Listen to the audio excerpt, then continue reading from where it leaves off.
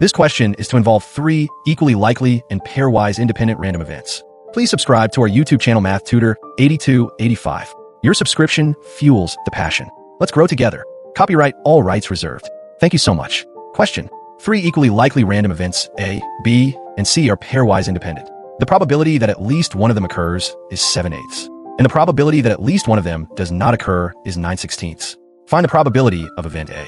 There are 4 options. First step, express the given data. Let the probability of each event A, B, and C be denoted by X. So we have the probability of the union of A, B, and C equals 7/8. And the probability of the union of not A, not B, and not C equals 9/16.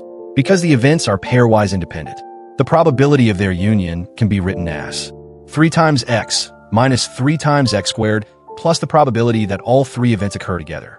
Next step is to express the probability that all 3 occur. From the second condition, the probability of not A or not B or not C equals 1 minus the probability that A, B, and C all occur.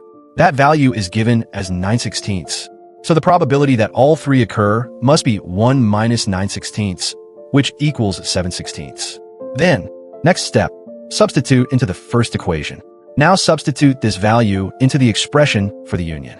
We get 7/8 equals 3x minus 3x squared plus 7/16. Simplify. 3x minus 3x squared equals 7/16. Dividing both sides by 3 gives x squared minus x plus 7/48 equals 0. Next step, solve for x. Using the quadratic formula, x equals 1/2 of 1 plus or minus the square root of 1 minus 7/12. That simplifies to 1/2 of 1 plus or minus the square root of 5/12. Numerically, the 2 approximate results are 0.82 and 0.18. Because probabilities must be consistent with the given conditions, only the larger value, about 3/4, is valid. Therefore, the probability of A equals 3/4. The correct answer is choice C. Common student pitfall. Many students incorrectly assume that pairwise independence automatically means mutual independence. That is not true. In this problem, we had to treat the probability of all 3 events occurring, denoted T, as an independent quantity.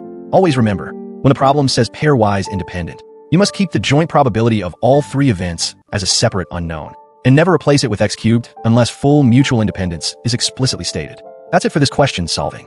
This video is based on our math tutoring blog and class recordings. Copyright all rights reserved. Hope you enjoyed it. Please subscribe to our channel Math Tutor 8285 and turn on the notification bell. Press the like button. Your subscription fuels the passion. Let's grow together. Thank you so much.